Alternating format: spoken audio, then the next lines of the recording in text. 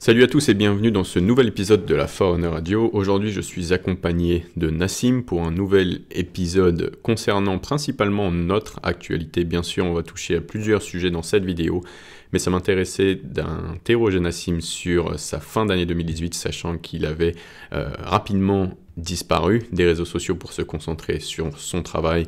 Donc dans ce podcast, vous aurez réponse sur ce qu'a fait Nassim en fin d'année 2018, s'il s'est entraîné, ce qu'il prévoit pour l'année 2019, ses objectifs. Également, on s'intéresse bien sûr à l'entraînement, à pas mal d'interrogations qui flottent encore autour de l'entraînement et on partage bien sûr sur le sujet. Cet épisode devrait grandement vous plaire, ça a été vraiment un plaisir de l'enregistrer et je vous souhaite bien sûr un bon visionnage, une bonne écoute de ce numéro 10 ou 11 de la Forerunner Radio. Merci à tous et bon visionnage. Ok, on est bon. Bon, normalement j'ai déjà fait l'intro au début du podcast, donc on n'a même pas besoin de se représenter. On va peut-être vous souhaiter nos meilleurs vœux pour la nouvelle année avec Nassim. Bonne santé. C'est à toi aussi Lucas, parce qu'on n'a même pas eu l'occasion de se le souhaiter. C'est vrai. Bonne année Nassim, tout plein de réussite, de bonne santé, d'accomplissement et tout ce qu'il y a à faire en 2019. On a beaucoup de boulot les gars, on a beaucoup de boulot. Donc dans ce podcast, donc déjà on est très content de vous refilmer un podcast, enfin de vous réenregistrer un podcast dans cette nouvelle année, mais tout simplement de vous enregistrer un podcast. Ça fait super longtemps qu'on n'avait pas fait ça et c'est ma faute, j'ai pas envoyé suffisamment d'invitations à vrai dire en cette fin d'année.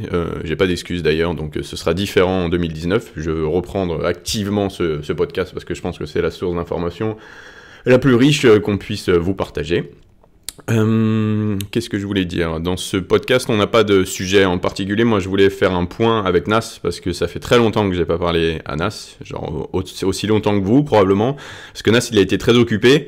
Mais même si je pense savoir ce qu'il a fait, j'aimerais bien avoir plus d'informations sur la fin de l'année 2018 et éventuellement ce qu'il nous a préparé pour 2019. Et donc voilà, c'était le sujet principal de ce podcast, mais je sais qu'on va probablement partir dans tous les sens et partager plein d'informations comme d'habitude. Donc voilà, donc Nas, qu'est-ce que t'as foutu Nas? Qu'est-ce qui s'est passé en 2018? Bah ouais, déjà ça fait un petit moment, ça fait plusieurs mois là qu'on n'a pas eu l'occasion de blablater un petit peu. T'entends toujours un petit écho là, excuse-moi? Non, c'est moi qui ai augmenté le son, my bad, vas-y. Ouais, ça fait plusieurs mois et effectivement dans le précédent podcast on avait parlé un petit peu de ce qui se passait en 2018, de ma blessure à l'épaule, etc. Et 2018 a bien terminé, mais seulement les dernières semaines, parce que je t'avoue qu'après l'été, mois de septembre, octobre, novembre, c'était un peu la guerre. C'était un peu la guerre, c'était un peu la galère, c'était un peu pas la déprime, j'irai pas jusque là, mais tout qui tombait dessus au même moment. Donc c'était assez chaud à gérer. Et depuis que j'ai pas plus fait de vidéos sur YouTube, c'est-à-dire je crois le 18 septembre, quelque chose comme ça, bah clairement c'est que j'ai pas arrêté quoi. J'ai pas arrêté, j'avais la tête dans mon ordinateur, ce qui est pas toujours agréable pour quelqu'un qui veut faire de la muscu, qui veut faire du sport. Et du coup, non seulement j'avais pas l'occasion de pouvoir créer plus de contenu sur YouTube, etc. Mais en plus, j'avais même pas le temps de m'entraîner. Donc c'était une période qui était très frustrante. Septembre, octobre, novembre, c'était jusqu'à mi-novembre, c'était une période très très frustrante. Et pourquoi? C'est juste parce que j'avais un nouveau programme qui sortait. Et même si j'avais déjà fait les 70% du boulot au début de l'année 2018, il me restait les dernières petites choses à régler et j'ai complètement sous-estimé la quantité de boulot que ça demandait. Et je me suis retrouvé à devoir bosser toute la journée en fin de compte. Donc je vais pas m'en plaindre, loin de là, mais c'est juste que c'était des semaines qui étaient assez difficiles à gérer. Et puis la blessure, elle s'était remise, mais bon, comme j'avais pas le temps d'aller m'entraîner à la salle, donc je pouvais pas retrouver les bonnes sensations et le plaisir de pouvoir faire des bonnes perfs. Donc c'était une période franchement assez frustrante.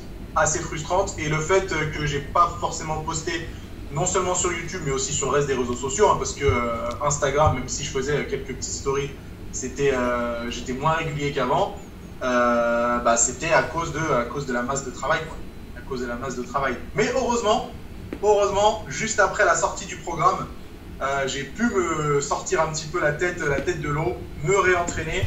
Et là, depuis les 6 dernières semaines, même 7 dernières semaines, c'est le plaisir total à la salle. plus aucune blessure, les perfs qui remontent. Donc là, je suis aux anges. Je touche du bois, mon bureau est en bois, pour que ça continue comme ça en 2019. Là, c'est bien parti. Bon, j'ai dit la même chose en 2018, c'est bien parti aussi. Espérons que on ne me réserve pas le même sort pour 2019. Bon, du coup, c'est cool parce que tu viens de nous mettre deux sujets très intéressants sur la table là, qui vont probablement nous orienter pour la suite du podcast. Avant de continuer, j'aimerais revenir sur le début du podcast et à nouveau te souhaiter bonne année et plus sincèrement parce que c'est vrai qu'on a... là, quand je commence un podcast, je suis toujours légèrement stressé du début et donc du coup, je suis pas l'humain que j'aimerais être. Mais à nouveau, je te souhaite vraiment tout le meilleur pour 2019 et je le pense sincèrement, Nassim. Je te retourne tout ça et tu sais que je le pense aussi sincèrement. Donc du coup, très bien, tu nous as dit, donc déjà tu nous as dit ce que tu avais fait en fin 2018, je m'en doutais parce que je suivais tes programmes et je suis inscrit à la newsletter, enfin sur l'adresse de Clémentine, mais je suis inscrit à la newsletter, donc du coup je vois ce que tu publies. Et mais du coup, moi ça m'avait posé plusieurs questions parce que sur les réseaux, toi tu as déjà fait des posts comme ça. Si je dis pas de bêtises, t'as déjà fait, ça t'était déjà arrivé de faire une pause d'au moins 2 semaines sur YouTube, j'avais déjà ça en tête. Et est-ce que, avant de continuer sur le prochain sujet, parce que là, moi j'ai fait une pause également de 2 semaines, est-ce que tu appréhendes le retour sur les réseaux, sachant que, à nouveau, l'algorithme a été resserré? Ou alors, pas forcément? J'y pensais justement, j'y pensais ce matin d'ailleurs, et je me disais, qu'est-ce qui va se passer? Est-ce que les vues ont encore chuté pour la plupart des créateurs sur YouTube? Je t'avoue que j'ai pas regardé de vidéos axées musculation, que ce soit francophone ou même anglophone. Tout le contenu que j'ai regardé sur YouTube, c'était des trucs qui ont absolument rien à voir. Donc je sais pas du tout comment ça se passe ces temps-ci.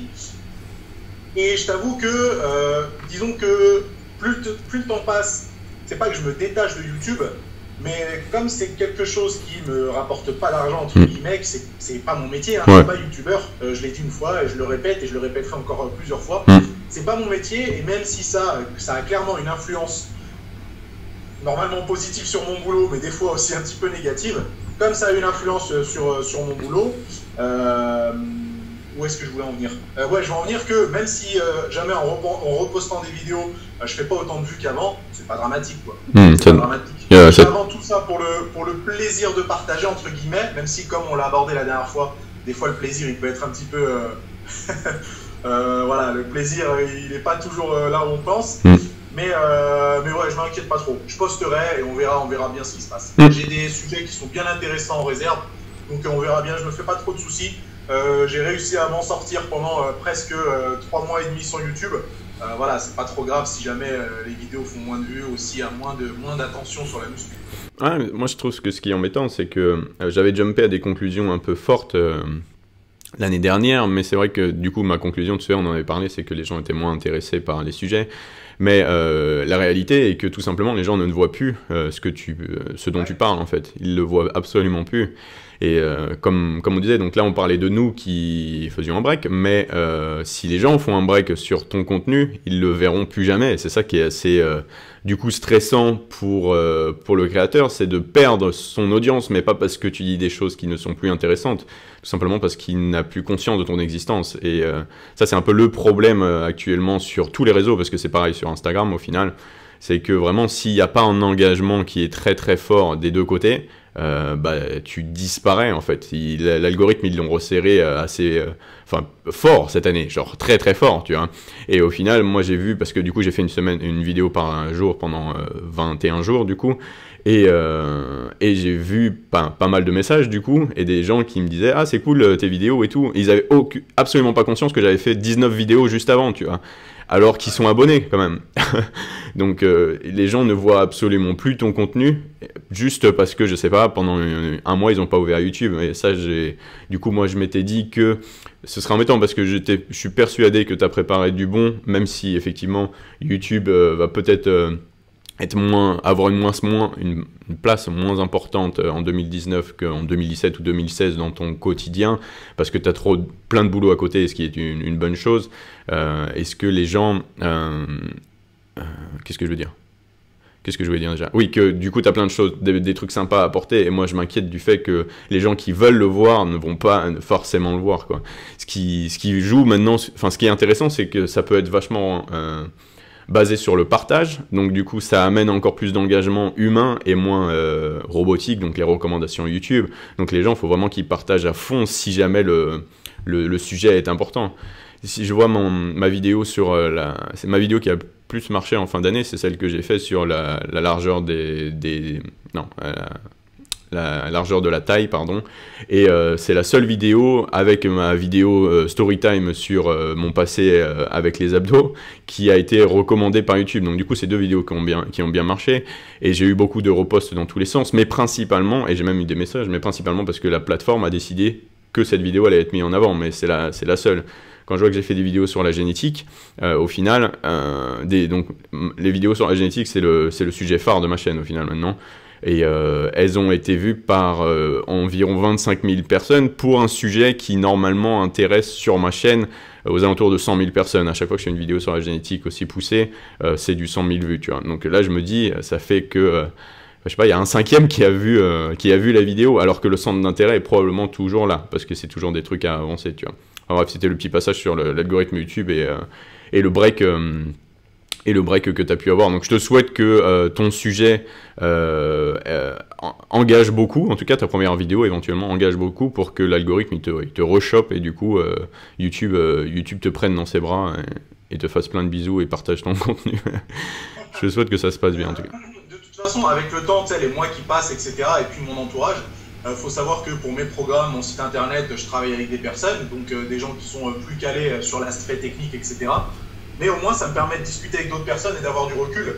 Des gens qui ne sont pas dans la muscu et qui ne sont pas créateurs de contenu et qui me permettent des fois, garder un petit peu la tête froide par rapport à tu vois, notre appréhension de l'engagement sur les réseaux sociaux. Parce que la plupart du temps, et ça me concerne moi, ça te concerne peut-être toi aussi, et ça concerne tous les créateurs, un engagement qui descend, on a tendance à le prendre personnellement, alors que c'est pas toujours le cas, c'est même peut-être très rarement le cas. C'est souvent la faute de l'algorithme, et on va pas faire les pleureuses à vouloir mettre la faute sur YouTube ou Instagram, mais c'est clairement ce qui se passe.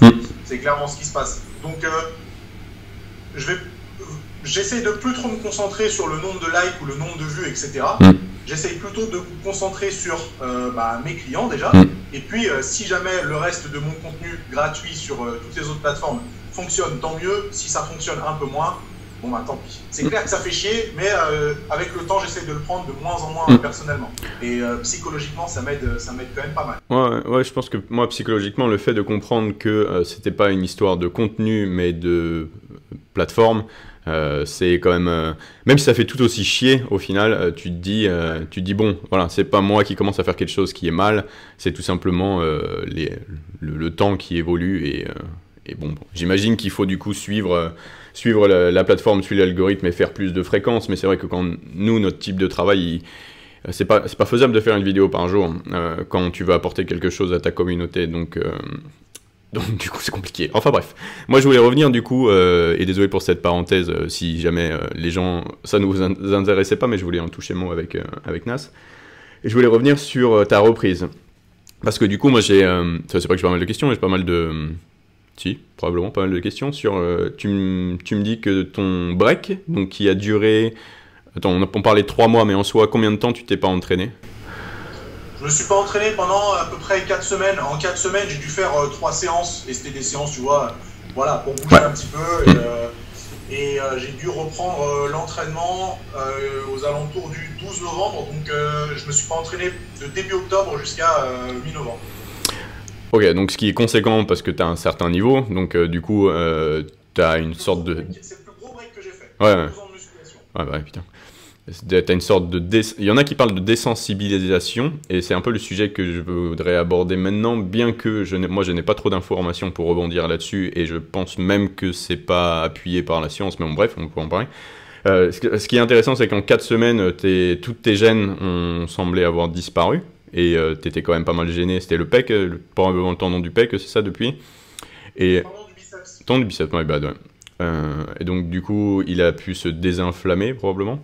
Ce qui est cool parce qu'en 4 semaines en soi c'est rapide, et si vraiment en plus il dort, parce que là tu reprends tes charges, j'imagine tu devrais plus tarder, enfin ça fait combien de temps maintenant? Ça fait également 4 semaines que tu as repris, peut-être un peu plus, un mois et demi? Un peu plus. Donc du coup, tu devrais plus tarder à revenir sur tes charges de travail classiques. Et là, tu n'es plus du tout embêté par ce tendon. Zéro, rien du tout. J'espère vraiment que ça va continuer comme ça. C'est Mais là j'ai aucune gêne, que ce soit épaule, genou, machin. Et des fois, on a toujours des petits picotements. En hiver, on a du mal à se mettre dans le bain.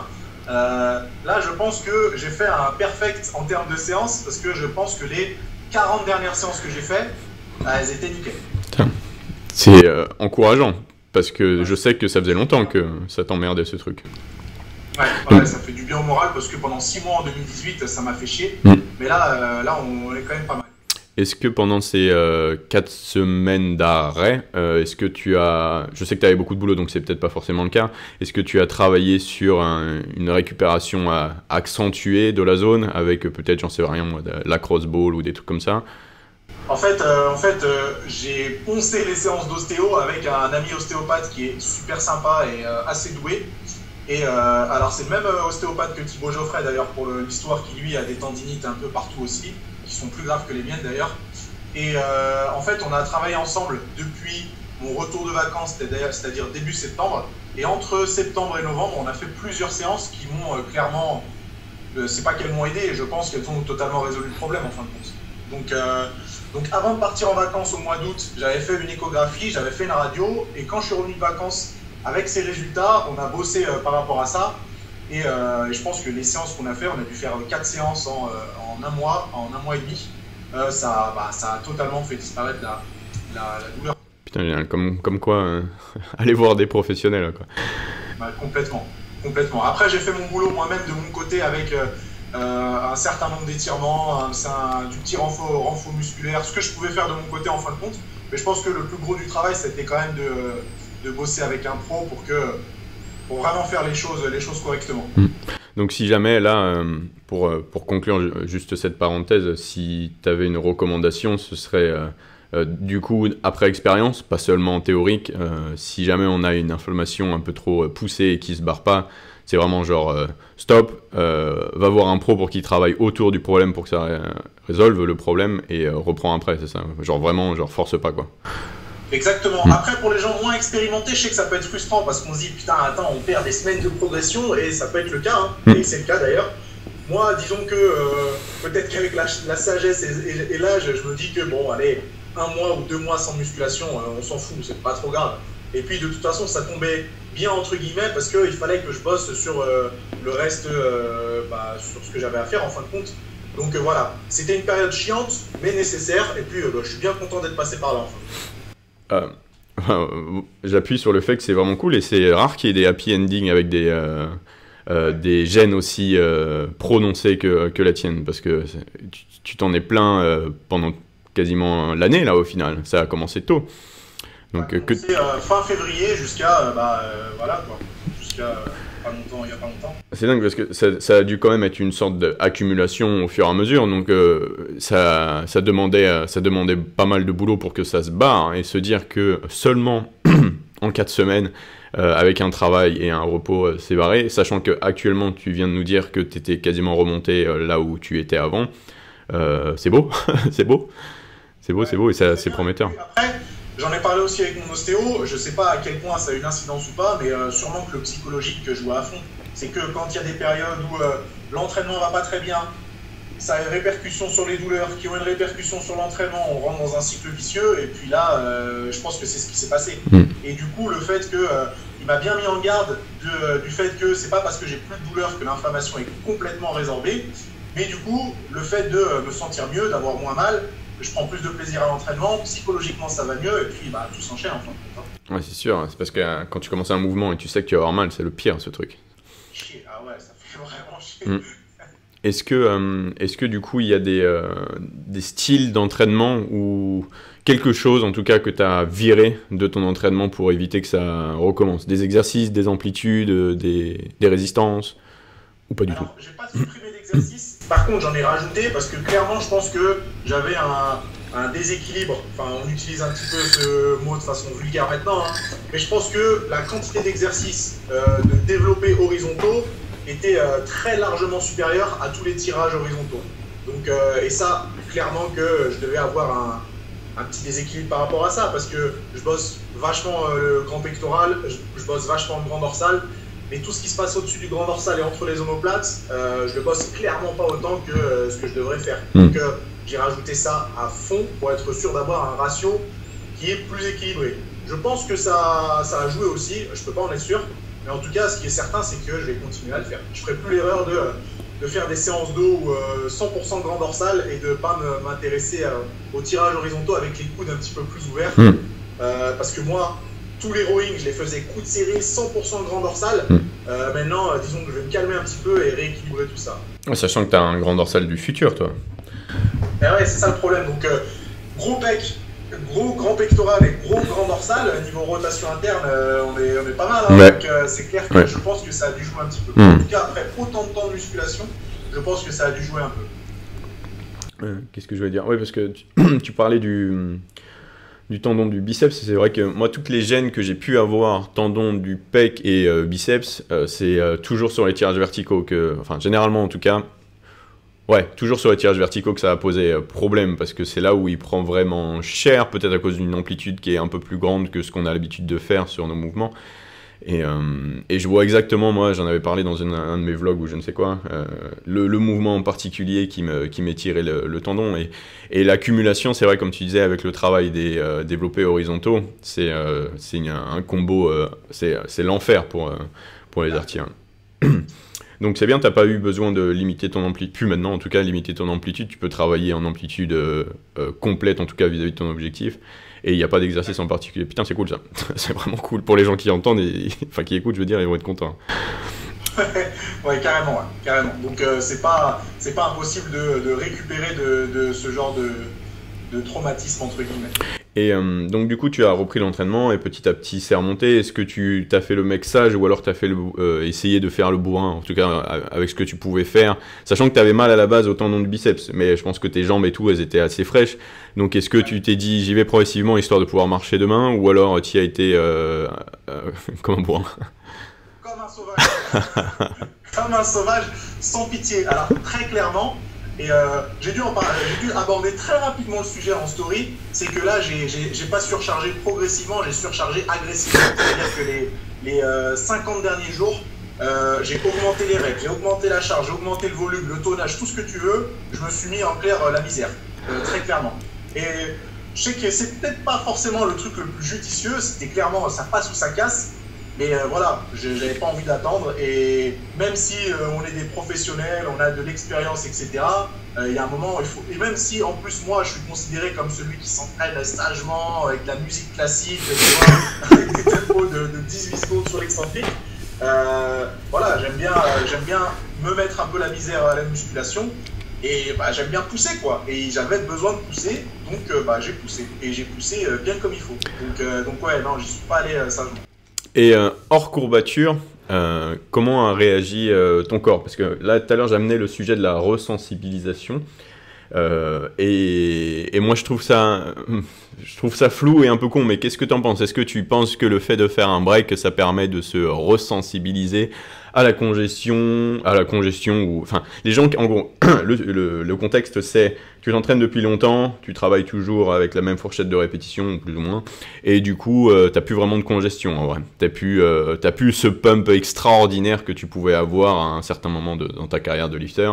Et est-ce que le fait de faire un break, ça t'a permis de rechoper ce pump monumental que t'avais pu avoir avant éventuellement? Je sais pas du tout.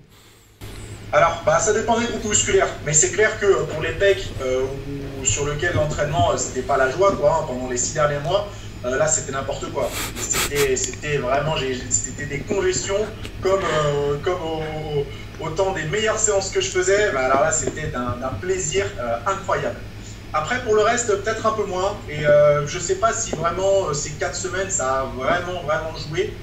Et ouais, je sais pas si ça a vraiment joué, mais en tout cas pour certains groupes musculaires comme pec et épaules, c'était le jour et la nuit. Ouais, je trouve ça intéressant de voir, et j'ai plusieurs suppositions sur le sujet du pourquoi. Enfin, je sais pas pour toi, mais moi, soit je ne notifie, ça se dit pas trop, plus le pump, soit je n'ai plus de pump en fait, pas autant qu'avant.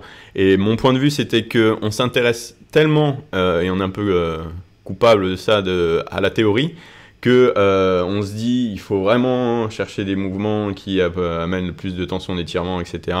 Et c'est vrai qu'au final, on a enfin pour moi en tout cas, j'ai moins de mouvements basés sur la contraction qu'avant.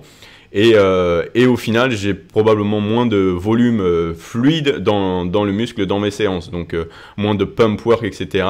Et c'est plus traumatique, autant pour les articulations que les muscles, ce que je fais actuellement, mais c'est du coup peut-être moins basé sur le pump principalement parce que je contracte rarement pleinement mes muscles, parce que je choisis pas les exercices où on peut bénéficier d'une bonne contraction.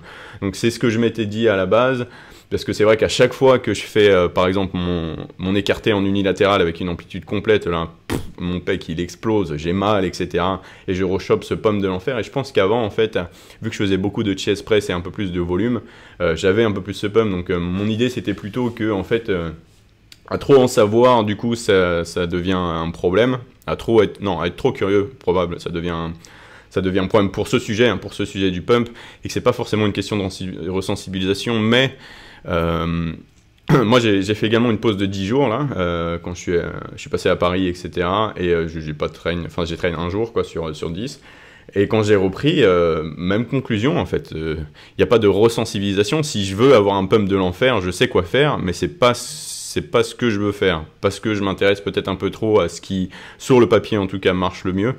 Et j'ai pas besoin de... Je sais pas, ce principe de resensibilisation, il m'intrigue parce que ça sonne très broscience, mais j'ai envie d'en savoir plus, tu vois.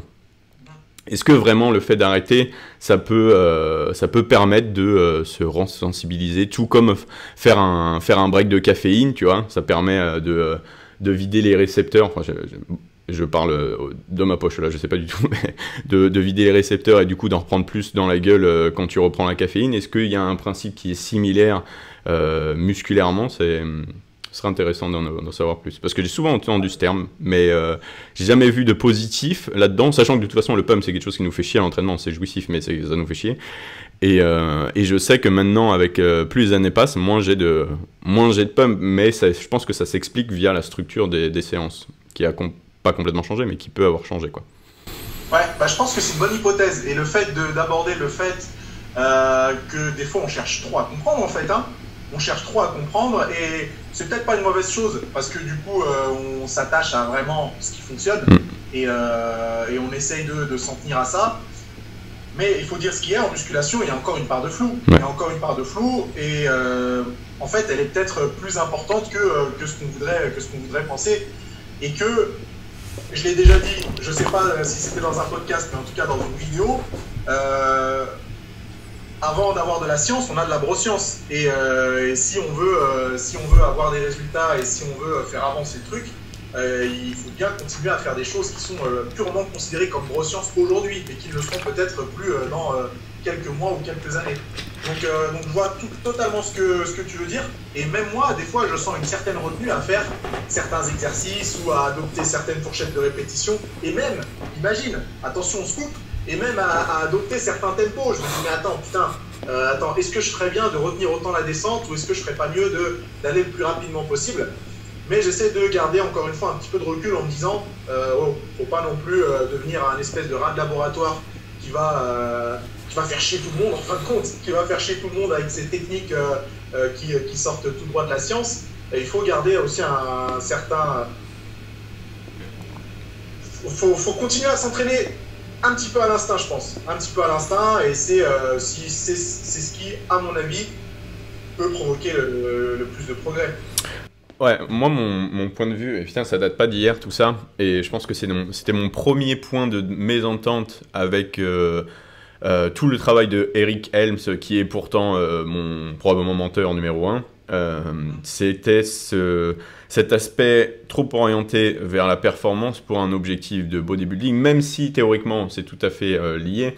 J'ai toujours amené ce principe j'ai toujours eu cette idée de le bodybuilding. J'avais même fait une vidéo tellement vieille là-dessus, la beauté, comment j'ai appelé ça, l'accessoire d'effort, je crois, le bodybuilding j'avais appelé ça, où il y avait cet aspect éphémère, ce pump en fait, cette congestion permanente, et du coup qui était amené plus par des mouvements avec une bonne contraction, un truc avec une tension continue, etc., une fourchette de répétition un peu plus haute, ce qui, même si on a vu que maintenant toutes les fourchettes marchent, etc., généralement sur des mouvements libres, on les choisit parce que c'est grosse tension mécanique et du coup les mouvements libres, à cause du facteur limitant, on fait plutôt des fourchettes de répétition basse, donc du coup on n'a pas beaucoup de pump, etc.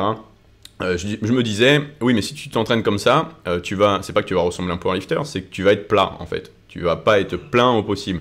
Et c'était un peu mon idée, et du coup ça définissait mal le bodybuilder, parce que pour moi le bodybuilder il est plein tout le temps en gros, tu vois, il donne l'impression qu'il est plus musclé qu'il ne l'est, tu vois.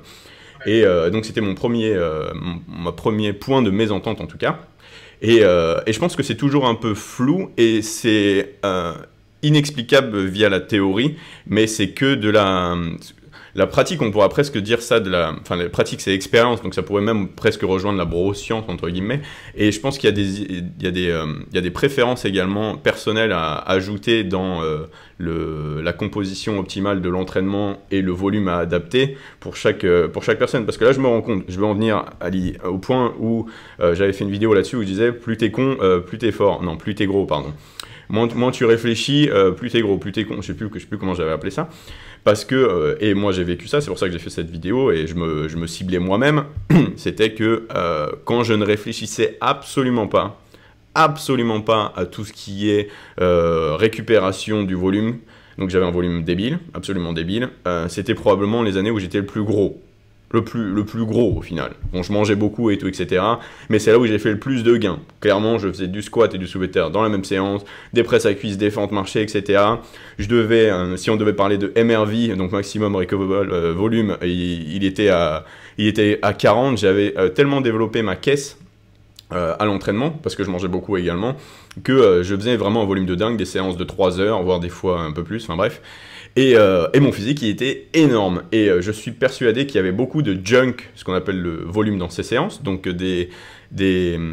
en gros, c'est des répétitions et des séries et même des exercices qui ne sont pas productifs pour la prise de muscle. Mais vu que ça me pumpait en permanence, parce que du coup, j'avais un plus gros volume de déplacement de fluide, en gros, dans mes muscles, j'étais énorme. J'étais absolument énorme. Et maintenant, encore aujourd'hui, même si, au final, j'ai atteint actuellement mon pic de force sur, en tout cas, les mouvements développés, parce que le dos, je suis toujours un peu à cause du bas du dos. Je suis moins gros parce que je suis moins pumpé en permanence, parce que mon volume est, d'après les dernières recherches, plus réfléchi, mais dans l'absolu, je suis moins gros. Dans l'absolu, je suis moins musclé. Donc peut-être que j'applique le maximum de tension, etc. Mais en faisant un volume qui est optimal à la récupération et en ayant des performances, donc en étant plus fort au final, je suis moins gros parce que, à nouveau, et j'avais vu un topic hier sur Facebook du groupe Mass, là, et même Helms, il avait jumpé dessus tellement c'était intéressant, où le mec il disait, mais en fait, pour être gros, vaut mieux être faible. Parce que être faible, ça veut dire être capable de faire beaucoup. Et beaucoup, c'est une des composantes principales du gros. Et être fort, ça veut dire que, en gros, qu'est-ce qu'il disait? C'était que, fatalement, ta caisse va descendre. Parce que plus tu es fort, on voit bien que plus on a besoin de récupération et moins on fait de volume. Et le volume reste le driver numéro 1 au final. On parle de tension mécanique et tout, mais ça c'est en dessous au final du volume total que ce que vous faites. Donc c'était très intéressant comme sujet, c'est-à-dire que chercher à toujours progresser et à devenir plus fort, plus performant sur des mouvements, c'est nécessaire, mais ce qui est nécessaire au-dessus de ça, encore plus, c'est de maintenir son volume d'entraînement. Donc maintenant j'en arrive à un point où, et d'ailleurs c'est un peu le point de discorde, entre guillemets, entre l'entraînement de Steve Hall, donc Revive Stronger, et AJ, ici, AJ Morris, là, avec qui je fais des vidéos, etc. C'est que nous, avec AJ, et depuis toujours, on aime bien la haute intensité, mais du coup, enfin en tout cas moi en ce moment, le volume un peu plus bas, parce que c'est impossible avec une intensité, un effort aussi haut, de faire autant de volume que par exemple à côté Steve, qui a un principe qui s'appelle les RIR, là, les Rep in Reserve, là, qui est beaucoup plus, donc qui a un système de management de la fatigue un peu plus présent. Lui, il base sa progression sur le nombre de sets, donc ça c'est le principe de... bon, je vais donner trop de noms, les gens ils vont être un peu perdus, mais... de Mike Israetel, et on peut voir que la progression de Steve est phénoménale, et Steve, je ne doute pas qu'il est très fort, mais il base du coup sa progression sur surtout le nombre de sets. Donc eux, ce qu'ils font, c'est l'overreaching sur le nombre de sets. Ils peuvent monter jusqu'à 6 sets de squat avant de faire une deload et repartir, tu vois. Tout ça pour dire qu'en mettant moins d'efforts, en étant moins forts dans leur set, ça leur permet de faire plus, et fatalement, en tout cas, donc là, ça va être un peu la question, qu'est-ce qui est le mieux au final ? Être moins fort et faire plus, ou être plus fort et faire moins. Sachant que l'intensité et le volume sont sur la même case, l'intensité et le volume 7 plus rep sont sur la même case au final, le même ordre de priorité. Il y a autant d'importance à augmenter ses charges qu'à augmenter ses répétitions. Enfin, tout ça, ça fait partie du volume en fait, c'est l'équation du volume. Donc voilà, c'est un point, je trouve que c'était un point super intéressant, et c'est un point sur lequel, du coup, était revenu hier sur le groupe Facebook. Parce que lui, à la base, il était plutôt du côté du nombre de sets et vraiment loin de l'échec, et voire sur une échelle d'effort assez faible pour être sûr de progresser. Donc quelque chose qui était qu'on peut voir d'ailleurs dans le circuit français, hein, pour citer notre collègue Rudy, qui était très axé là-dessus aussi pour assurer une progression. Et d'un autre côté, il y a du coup le clan du oui mais l'effort dans les séries, effort qui fait partie du coup de l'équation. Est-ce que ça doit être comptabilisé? Et du coup il y avait ce fameux débat, oui mais du coup est-ce que ça veut dire que être fort ça veut dire être moins gros? Et est-ce que ça veut dire être faible, ça veut dire être plus gros? Et quand je vois mon parcours par exemple, j'étais plus gros quand j'étais plus faible parce que je pouvais faire plus. Donc je ne sais pas si tu as pu remarquer ça.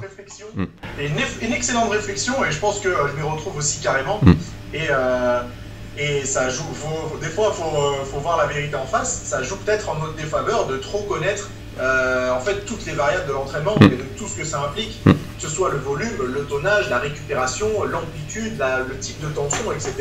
Il y a un moment, il y a tellement de paramètres qui rentrent dans ta tête que tu te dis attends, il y a toujours quelque chose qui ne va pas en fait. Il y a toujours quelque chose qui n'ira pas, et il y aura toujours moyen d'optimiser. Mais est-ce que c'est forcément la meilleure chose à faire?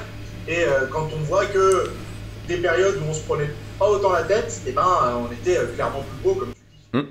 Ouais, c'est... Franchement, je pense que c'est le prochain sujet qui va être abordé un peu partout. Je sais qu'Eric qui va rebondir dessus du coup. Et c'est... Moi, ça rejoint la vidéo que j'avais fait, et c'est une pensée que j'ai en tête depuis pas mal de temps au final, c'est que on sait que la musculation, ça peut être dur, taper, pousser et manger, tu vois, mais ça devient con quand même que le dur devient plus intéressant que la réflexion, tu vois. Fuck quoi, putain. Ça devient dur pour ceux qui font autant de recherches, et je pense qu'on en fait partie. Mais tu vois, il y a de ça quelques mois, j'allais sur le blog de Brad Schoenfeld et je voyais une phrase qu'il avait dit dans une de ses conférences. Il disait que le bodybuilding, c'était autant une science qu'un art. Et tu vois, ça résonne dans mon esprit, parce que je me dis, il faut pas être trop dans l'aspect recherche, science, etc. Parce qu'il y a une part d'art en fait, une part d'expression personnelle qui fait qu'on puisse atteindre notre meilleur physique. Ouais, super intéressant. J'espère que du coup, ceux qui nous écoutent, vous allez pouvoir vous imprégner en tout cas de cette conversation, et peut-être rebondir et partager votre opinion sur ce sujet. C'est encore vachement flou, et pour tout le monde, hein, vous dites pas qu'on est les seuls à patauger là-dedans, parce que même les grands chercheurs sont dans le flou là-dedans. Il y a encore plein de trucs à analyser, même un sujet aussi simple, entre guillemets, que le volume à l'entraînement. Sachant que c'est quand même la chose la plus importante, donc on est censé connaître parfaitement tout ça après, enfin en 2019 quand même maintenant, mais absolument pas en fait, il y a encore plein de recherches à faire, et encore plein de choses à découvrir, donc je trouve ça super intéressant. Et voilà, je suis très content d'avoir abordé ce point dans ce podcast. Et du coup, on a parlé de 2018, etc. Toi, t'es relancé au taquet là. T'as fait une grosse session de travail. Donc du coup, j'imagine que t'as toujours autant de travail, mais il est réparti peut-être un peu différemment. Qu'est-ce que tu prévois pour 2019 ? C'est quoi en fait les lignes principales de 2019 ? Alors exactement comme tu l'as dit, mon travail maintenant il est réparti un petit peu différemment. Et j'ai fait aussi l'effort, après avoir sorti mon programme de muscu, de mieux organiser les choses avec mon équipe pour pas commencer à péter un câble et pas me retrouver dans ce genre de période où je dois rester 4 semaines devant un ordinateur, ce que je déteste. Là, clairement, en ce début d'année, la priorité c'est mon entraînement. C'est comme ça a été le cas en fin d'année. les 5 dernières semaines de l'année, ça a été mon entraînement, et je veux que les 5 premières semaines de l'année, ce soit mon entraînement également. Donc je vais me concentrer sur mes séances, continuer à prendre du plaisir à m'entraîner, à éventuellement tester de nouvelles choses, à récupérer et valider mes anciennes performances et même les dépasser, ce que je pense, ce qui va arriver, je pense, si je continue à bien faire les choses de ce point de vue-là. Alors évidemment 2019 et très bientôt, dans une dizaine de jours je pense, c'est nouvelle vidéo YouTube. Donc les vidéos forcément elles vont reprendre, je ne sais pas à quelle fréquence, je ne sais pas si ce sera une fois par semaine, honnêtement je ne vais pas me mettre la pression de me dire il faut que je sorte un sujet toutes les semaines. Donc on verra bien ce que j'arrive à faire en termes d'emploi du temps. Et puis depuis aussi novembre, en plus d'avoir sorti un programme, j'ai un service de... comment dire, c'est un service mensualisé en fait où je propose du contenu nouveau tous les mois. Donc c'est des vidéos, c'est des programmes, etc. Donc ça va me prendre aussi une partie de mon emploi du temps. Et puis il va y avoir pas mal de voyages en 2019 et je vais commencer fin février là par la Floride à Tampa pour aller faire le stage de Ben Pakulski. Et là je suis chaud de chez chaud, ça fait des années que je rêve de le faire ce truc. Mais bon, ça coûtait un bras, donc il fallait un petit peu de temps pour mettre ça de côté, le voyage, etc. Donc je vais aller faire ça fin février et je suis hyper content. Et puis je pense que le reste de l'année, ça va s'inscrire un petit peu dans ce genre de choses. Donc faire des stages, des conférences, rencontrer des gens, rencontrer des professionnels et puis faire avancer la muscu en fin de compte. Cool. Donc du coup, pour toi, 2019, c'est vachement orienté muscu en final. Alors, je t'ai pas entendu, ça a coupé. Oui, j'ai vu ça, elle a dit. 2019 est vachement orienté musculation et c'est... Moi, même si je le sais, c'est cool de voir que tu es toujours aussi intéressé par apprendre sur le sujet et écouter les gens, au final. Ah, complètement. Moi, rencontrer des gens, rencontrer des professionnels et des experts et des gens qui ont un point de vue particulier sur la musculation, que ce soit un point de vue que je partage ou pas, je pense que c'est la meilleure chose à faire, de pouvoir discuter, de pouvoir faire avancer les choses de ce point de vue-là. Après, personnellement, est-ce que j'ai des objectifs pour mon propre physique ? Franchement, je sais pas, parce que j'en avais en 2018, j'ai vu comment ça s'était passé, et de toute façon, en faisant de la muscu, l'objectif c'est toujours d'être le meilleur possible. Donc, année après année, il y aura toujours le même discours qui sortira de ma bouche, je vais être le plus gros possible, et le plus sec possible et le meilleur possible. Bon, ça n'a pas marché l'année dernière, ça n'a pas marché l'année précédente, on verra comment ça se passe en 2019, mais c'est clair que je ne vais pas à la muscu pour conserver mon niveau, ou je ne vais pas à la muscu pour passer le temps, je vais à la muscu pour progresser. Je prends du plaisir, ça c'est clair, mais je veux aussi progresser et je veux être le meilleur possible. Oui, c'est un sport pour toi au final, c'est pas juste un passe-temps, quoi. Enfin, yes. Façon de parler. Clairement, j'attache beaucoup d'importance. Malgré ce qu'on dit, j'attache beaucoup d'importance à la performance en fait, et je suis pas juste le sensei qui fait des mouvements parfaits à la musculation et qui contracte volontairement. J'ai des objectifs qui sont très clairs, je veux être le plus gros possible, et je pense que toutes les recherches que je fais, les voyages que je prévois, les rencontres que j'essaie d'organiser, ça s'inscrit en fait dans cette chose-là, c'est être le meilleur possible, et puis dans l'idéal, pouvoir aider le plus de personnes à atteindre leur meilleur niveau possible. Oui, c'est quelque chose que les gens ont tendance à oublier, mais c'est pas étonnant, je veux dire, vu la plateforme, vu les plateformes, c'est que notre métier, parce qu'on fait la même chose tous les deux, c'est d'enrichir, voire éduquer sur un sujet, et pas forcément de briller de par nos résultats, même si on se dit toujours on veut qu'un personal trainer soit 100% in shape, on veut tout ce que vous voyez, en tout cas, vous avez l'image en tête, mais plus tu travailles à aider les autres, moins au final tu seras brillant de par ton physique, de par tes résultats. Le seul moyen d'exceller, c'est d'avoir tout son temps en fait, c'est de consacrer 100% du temps à ta propre personne. À partir du moment où tu donnes du temps à d'autres personnes, bah tu peux plus briller autant tout simplement.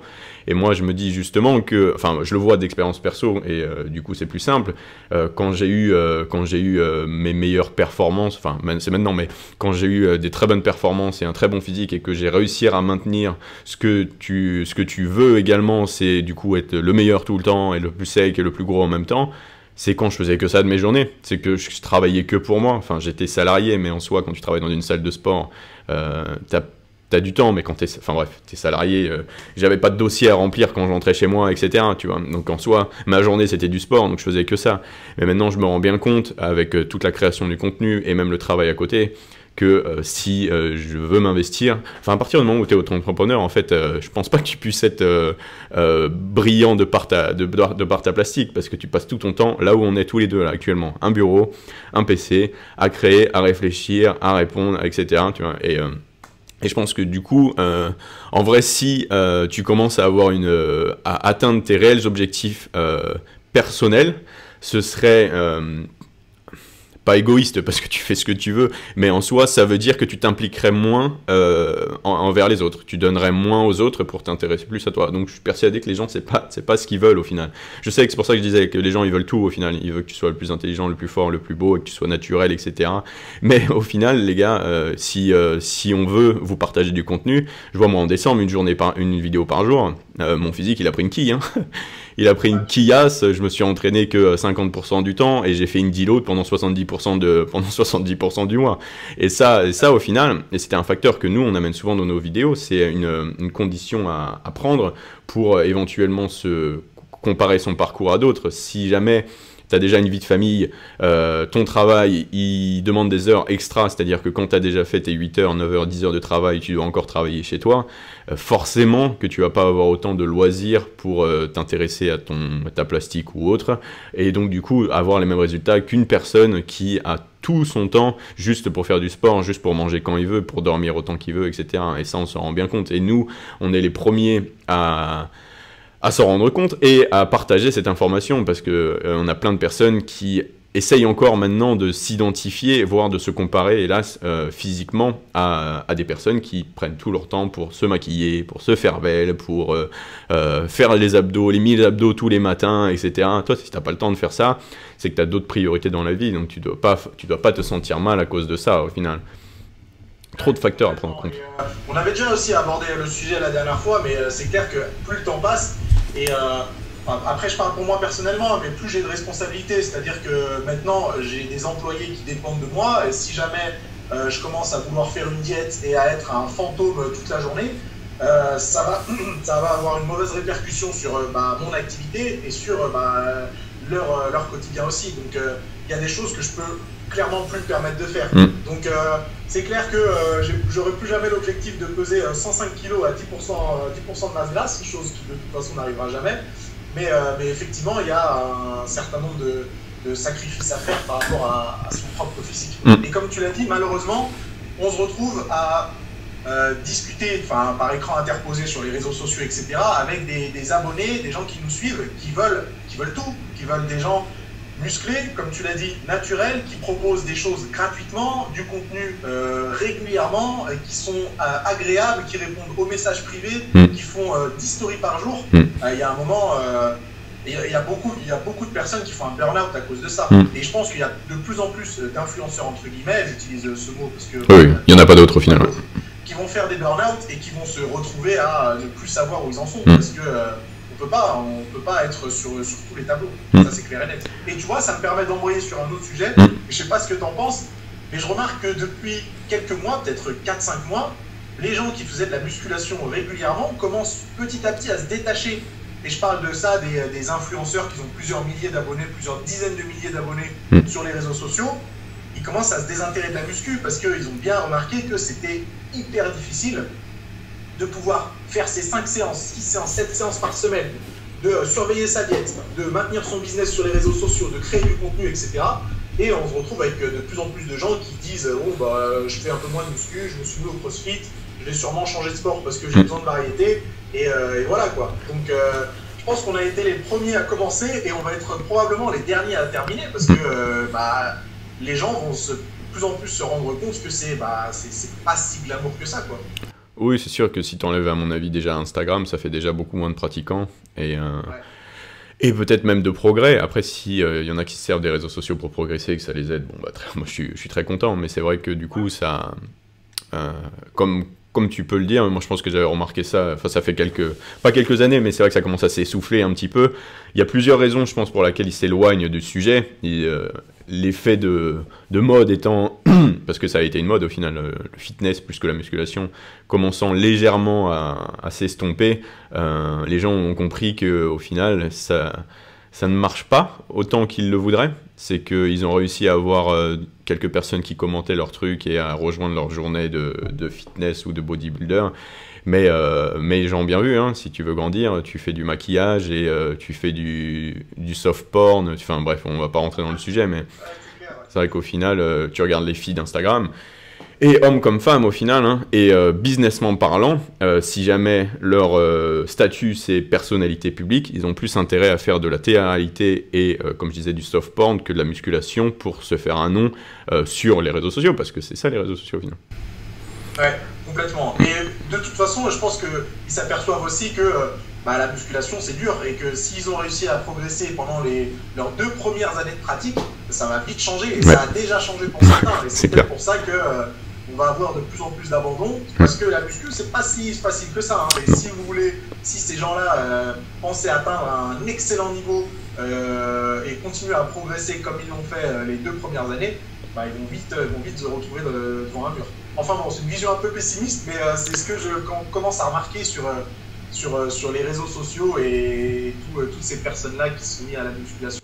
Ouais, je pense que c'est plus une constatation qu'une vision en fait, hein, parce que là on est clairement dedans au final. Hein. Moi j'ai eu la même réflexion que toi et j'essaye de moins en moins me prendre la tête avec ce que je vois sur les réseaux sociaux et du coup de suivre de moins en moins de monde et de moins en moins regarder pour que mon taux de rage dans le sang soit plus équilibré dans ma vie, tu vois. Et ça va mieux ainsi. Alors, est-ce que c'est parce que je regarde moins de comptes, etc., que j'en vois moins? C'est peut-être une réponse également, mais je pense qu'effectivement, les gens s'en détachent parce que tu te rends vite compte que ça te prend de plus en plus de temps, que ça ralentit de plus en plus et que au final tu as envie de faire autre chose, quoi. Ce qui peut, comme je disais, être complètement compréhensif si ton objectif principal en fait c'était de devenir quelqu'un, de briller sur les réseaux sociaux, etc. Dans ces cas-là, il y a beaucoup mieux à faire que griller ton nerveux à la salle et porter des leggings parce que de toute façon ça rapporte pas d'argent, tu vois. Ça c'est certain, ouais. Bon, attends, je regarde le temps. J'essaye, on me dit toujours pourquoi tu vises l'heure pour les podcasts, etc. Mais je regarde les statistiques, les gars, au final. Hein. Je regarde le nombre de minutes que vous regardez nos vidéos et nos podcasts, et du coup, je fais des vidéos en fonction. Donc, on est à 50 minutes, mais c'est très bien. J'avais posé des questions sur mon groupe de Discord, là, et au final, j'avais posé des questions hier pour notre truc, mais les seules questions qui revenaient, et c'est quelque chose qu'on a pour toi, Nassim, hein, et c'est quelque chose qu'on a souvent abordé, et c'est Nassim, comment tu fais pour garder ton calme sur les réseaux sociaux? Est-ce que tu as un truc magique? Est-ce que tu as une phrase assez simple? Moi, je l'ai en tête parce que je suis exactement sur la même longueur d'onde que toi, mais qu'est-ce qui fait que tu arrives à continuer à partager, être aussi souriant, agréable, etc. alors qu'il y a des gens, limite, qui t'envoient des menaces de mort en commentaire? Ça, c'est moi qui viens de le sortir de ma poche, hein, ça vient pas de Discord, mais qu'est-ce que t'aimes? Un mélange d'éducation. J'ai toujours été élevé dans le respect et j'ai envie de partager une image positive, tu vois, non seulement de ma personne, mais aussi du métier que je fais, de la musculation. Et je peux pas m'attacher à répondre aux critiques, à dire ok, ce mec il a fait une vidéo sur moi, il insulte toute sa famille, il traite de dopé, je vais lui répondre en lui crachant dessus sur ma chaîne YouTube. Tu vois, je peux pas me permettre de faire ça. Et c'est même pas que j'en ai envie, c'est que j'en ai pas envie parce que je sais très bien que sur Internet, on peut pas avoir le dernier mot, et c'est ça le problème. Moi, j'aimerais bien l'avoir face à face, le dernier mot, mais personne vient me voir face à face, c'est très dommage. Et c'est pas que je garde mon calme, parce que intérieurement, je bouillonne, très clairement, hein, et que quand je ferme Instagram et YouTube, j'ai envie d'insulter toute la planète, et très clairement, j'ai envie d'insulter ces gens-là. Mais je le fais pas parce que il y a une manière de se tenir en public, il y a une manière de parler, il y a une manière de s'exprimer, il y a une manière de partager les choses. Et il y a une chose qu'il ne faut pas oublier, c'est que je ne suis pas sur les réseaux sociaux pour partager ma vie personnelle ou mes petites embrouilles, etc. Je suis sur les réseaux sociaux pour partager mon boulot, ma passion et faire progresser les gens qui ont la même passion que moi. Donc, je ne vais jamais vous dire avec qui je suis en couple, si je suis marié, si j'ai des enfants, où est-ce que j'habite, où je vais en vacances. Enfin, quoique, mais ça reste très minime. Je veux vous partager du sport. Et je ne veux pas vous partager mes états d'âme, je ne vais pas vous dire si je suis triste, si je suis malade, si j'ai la chiasse ou quoi que ce soit. Je veux rester sur la muscu, du positif. Et c'est ce qui me motive en fin de compte à ne pas répondre aux critiques et à ne pas tomber dans ce petit jeu-là. Exact. Ouais. C'est putain de dur, c'est putain de difficile. Non, je vois exactement, mais t'as bien résumé les choses et probablement tu les as mieux amenées que j'aurais pu l'amener. C'est vrai que j'avais déjà dit une fois, penser que nous on est là pour pas forcément pour divertir. Si notre contenu divertit, c'est très bien, écoute, mais on est plus là pour apporter quelque chose, enrichir, pas éduquer, mais enrichir les connaissances et faire grossir la boîte à outils du pratiquant pour qu'il continue à s'entraîner et à progresser. Mais effectivement, nous ne sommes pas des personnages publics, comme je parlais juste avant. Notre métier et notre statut partout, au final, même sur notre entreprise, c'est... je ne sais plus ce qu'il est exactement à l'URSSAF, mais ça se rapprocherait de coach sportif au final, tu vois. C'est ce qu'on fait sur les réseaux, donc c'est pas étonnant, je pense. Et quand tu as un peu de recul, parce que pour les nouveaux ça peut être un peu dur de voir autant de merde sur internet, mais que justement tu dodges la merde sur internet parce que c'est pas ce que tu veux montrer à tes clients, tes futurs potentiels clients au final, que tu es quelqu'un de mature, d'éduqué, avec qui tu... Et puis après j'ai toujours été attentif aussi à la psychologie, etc. Et tu sais, j'ai eu un grand frère qui m'a mis à la musculation et avec qui je discutais beaucoup de tout et de rien, que ce soit de la muscu, de la vie en général, de nos ambitions, etc. Et de par nos lectures, de ce qu'on regardait, etc., on s'est toujours attaché à avoir une vision optimiste et pas se mettre dans une spirale négative. Et répondre à des commentaires sur les réseaux sociaux, c'est la pire chose à faire parce que ça te met dans une spirale qui te mine. Et même si je le fais pas ou je le fais que très peu, je l'ai déjà fait une ou deux fois et je sais très bien que c'est la chose à ne pas faire parce que tu t'en sors pas, tu n'arrives pas à dormir, tu penses toute la journée et tu peux pas vivre avec ça. Surtout que c'est des embrouilles qui ne peuvent pas se résoudre, très clairement. Ouais.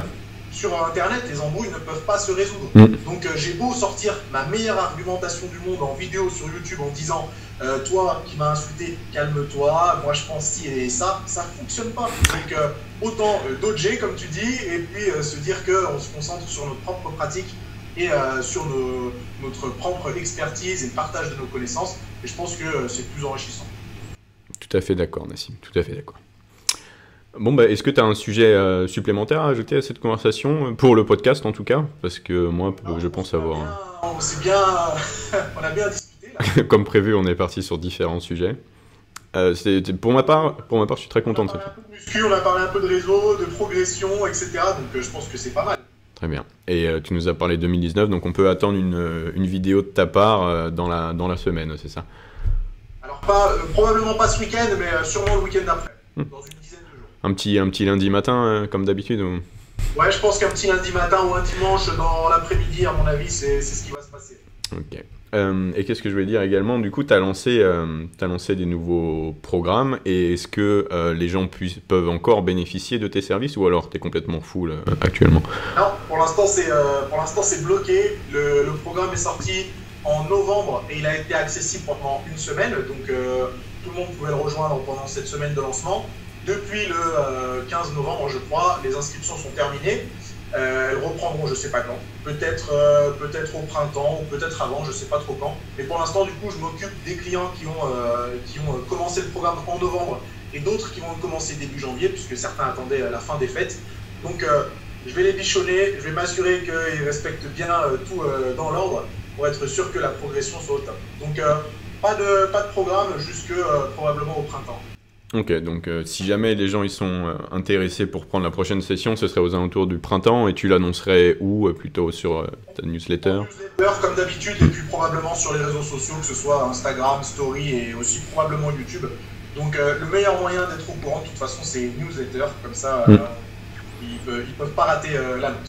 D'ailleurs, je vais rebondir sur ta newsletter parce que c'est un sujet que je vais aborder moi dans ma vidéo du jour, là, qu'on n'a pas vraiment de sources et même de pros, de chercheurs spécialisés en France. Et du coup, tu dois être une des seules personnes, parce que l'autre jour, je parlais de la revue Masse, mais tu dois être une des seules personnes à traduire et à résumer le travail des pros de l'autre côté de la mer, là, dans ta newsletter. Donc, si les gens qui nous écoutent sont intéressés et ont peut-être des problèmes avec l'anglais ou ont la flemme de lire entièrement une étude, en vous inscrivant à la newsletter de NAS, il le fait assez fréquemment. Il y a des sujets qui tombent au fur et à mesure et c'est bien résumé, etc. Donc, si vous voulez, moi, je vous invite grandement à vous abonner à sa newsletter pour avoir tout ça dans votre boîte les dimanches.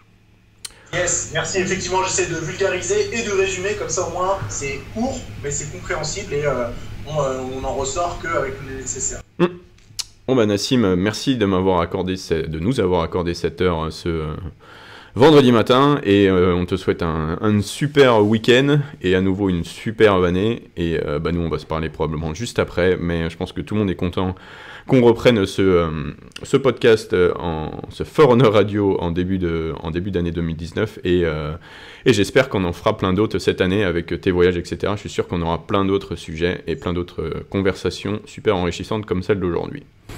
Yes, c'était avec grand plaisir et puis comme d'hab, on fait ça quand tu veux. Ah, avec grand plaisir. Bon, merci à tous de nous avoir écoutés. N'hésitez pas à aller déjà regarder la vidéo de NAS qui va sortir bientôt et à vous engager sur la vidéo. Comme je disais dans les vidéos, si vous likez, si vous commentez, rien n'est anodin et tout ça, si vous aimez bien le travail de NAS, n'hésitez pas à même lâcher un commentaire juste pour lui faire plaisir et du coup à contribuer à sa visibilité sur cette plateforme parce que NAS, ça reste quand même le numéro 1 Uno chez nous, au final, El Professor, notamment sur YouTube. Donc, n'hésitez pas à rester au taquet sur les réseaux. Il a fait une bonne pause pour le bien de ses clients, mais il revient pour nous et pour vous. Donc, n'hésitez pas à soutenir tout ça. Donc voilà, merci à tous, bonne fin de journée, et j'espère que ça vous a plu. Et on se voit bientôt dans un prochain épisode avec NAS. À bientôt. Ciao.